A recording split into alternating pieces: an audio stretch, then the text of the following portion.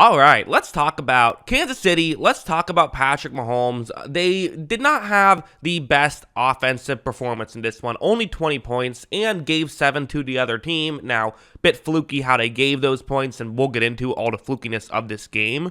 I think most people have this take, and it's a take I agree with as well. This game was, in many ways, the Chiefs not living up to their potential. Obviously missing their best player that doesn't wear number 15. They were missing Travis Kelce. That really hurt them. But even so, they made some mistakes on top of this. I actually thought that for the most part, this is a pretty good day from Mahomes. He had a couple of issues, but for the most part, I thought he played well. So we're going to start off this video kind of talking about the greatness of Mahomes and why maybe some of these issues that are getting brought up, like the lack of an offensive line, I don't think are going to hurt them as much. But then we will get into kind of the fluky mistakes and just the mistakes in general that the Kansas City made that ended up costing them a football game. So yeah, let's just get into it. Let's start off with this play. This is just a perfect example of what Mahomes can do. I think that just helps out the team he's playing on, the Kansas City Chiefs, so well. It's this, total forget about it situation. 3rd down and 17.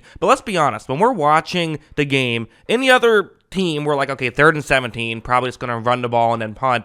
There's one team we don't think that, and it is the Kansas City Chiefs because of Mahomes. They're going to have MVS running deep down the field, and the way that I have this place on the screen is a bit misleading. It's going to be a lot further actually down the field. Again, I only have so much screen to work with here, but it's closer towards the first down marker. You have 7 defensive players playing very far deep. The gaps in coverage are typically not going to be big, and they're not going to be going on for very long. However, when Mahomes takes the snap, he's going to fire it anyway because you might as well. And you see there is not a huge window because, again, that's just what makes these plays so difficult is you're aware that there's going to be a throw deep down the field, so you're making sure that you put all of your guys further deep, and when the ball does get in that direction, now the defensive players have time to adjust.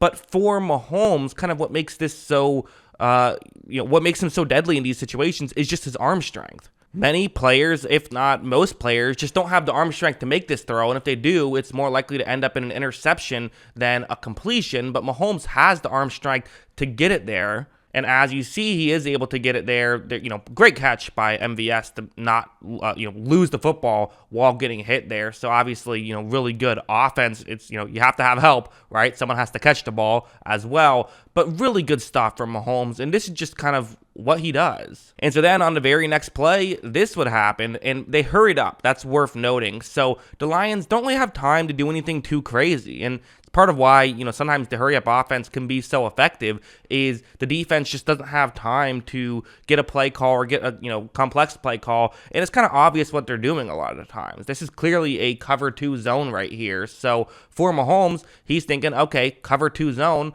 If I have a player running the route you see on the screen, could get into a gap in coverage, let's look in that direction. Mahomes is going to take the snap, he looks over, and he's going to fire, and you see just how open this is. There's 2 ways you can look at this. I think the obvious one, the Mahomes hater way to look at this is, okay, wow, congratulations. You hit a guy who was completely wide open. I'm really impressed. Sure, that's a fair thing to say, but at the same time, in a way, this is kind of going off of that last play and adding more value to this play. Because of the hurry-up offense, he was in a good situation, and what do good players do? They take advantage of good situations. There's a reason why Tom Brady seemingly always beat the Bills every single time they played, because the Bills weren't very good, and Brady would dominate against them because he dominates against bad defense. That's what Mahomes does. If you have bad defense on a specific play, he's not just going to get 7 yards. He's going to dominate against it, and that's what he's doing. As you see, they get that completion, and they ended up getting a touchdown on the next play,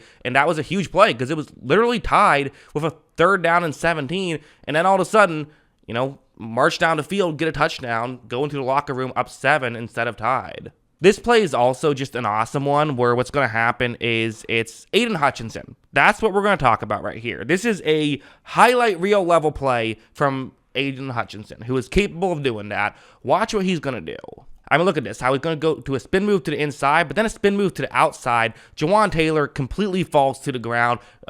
Great stuff from Aiden Hutchinson, right? Well, You would think so. I mean, he did a great job. He got the tackle on the ground. Isn't that about as good as you can do? Well, now Mahomes is on the outside. He's given up containment here, which is just, it puts you in such a tricky situation. Watch, as you see, Mahomes is going to be able to scramble to the outside, doing that like almost like Waddle type run that he does so effectively, picks up the first down.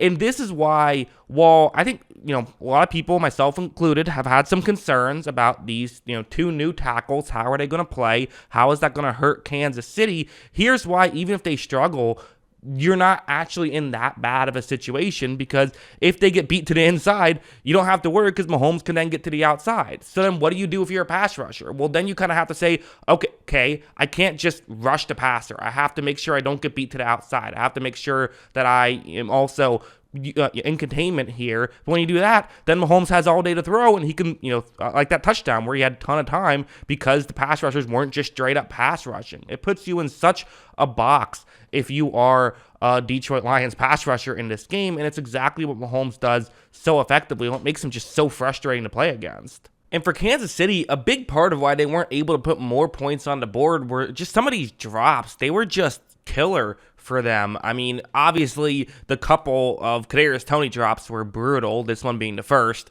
Mahomes is going to make this throw. That's a perfect throw. Toney could have easily had close to a first down, if not just a first down. Ends up getting popped up for intercepted and returned for a touchdown. Going to have to pause that one a little bit just to avoid copyright reasons, but obviously that's not ideal. You then had this other one, which wasn't a, touchdown, but still, it could have been a first down on third down. And then another one that, I don't know, this one's not as bad. I'm not sure if it would have been a first down, but it might have been. So, if those were all first downs instead of drops, we're talking about, 3 drives continuing instead of 2 of those settling for field goals, and one of them being 7 points in the opposite direction. Obviously, drops happen. It's not fair to say that they shouldn't ever happen. They are going to happen. That it's a part of football, but still definitely a bummer and part of what hurt the Chiefs' offense. And it's kind of something that is fluky week to week, and you hope corrects itself in the future. And then obviously this final sequence, I mean, this really was the Chiefs beating themselves to some degree. And to be clear, I don't want to turn it into the Lions got lucky, because the Lions shot themselves in the foot at times as well. They fumbled in the red zone. They had their own drop issues. So, there's other things at play, but still, there's no denying the Chiefs had some beating themselves moments. This one being, probably the most notable one. As you see, Mahomes is going to run this play action. That's a first down and probably going to get you in field goal range type play, at least the outside of field goal range for Butker, but probably more than that if Toney just makes that catch. I don't know why Toney had such drop issues in this game. It was really bizarre and really hurt Kansas City. This next one, which happened the very next play, didn't really get talked about as much, but was definitely another big moment where, again, this drive started at the 45-yard line. This is something that if you're a Tampa Bay fan, you just know all too well. I know this because I am a Tampa Bay fan, and I know this all too well, where watch what's going to happen. Mahomes is going to say, okay, whatever, we had that drop, no worries. Let me just throw it down the field. They get the completion. They get, again, that would be a long field goal. It'd be about 55 yards. But for Butker, you trust him to take that chance, and you would have at least 3 more plays to get more yards, so hopefully it'd be less than that. But holding penalty on Donovan Smith, which is just something that he basically constantly does in the big moments. It seems like every big moment for Tampa Bay will get called back due to a holding penalty from Smith. He has those issues at the worst possible times, and he did that here. So because of this, because Kansas City beat themselves, I'm not overly concerned about their disappointing offensive performance, especially when you factor in no Travis Kelce. Of course, that's a very fair thing to bring up. It still is a disappointing week 1 performance. I think all things considered, usually Kansas City, even when they beat themselves like this, still find ways to win football games because they are that good.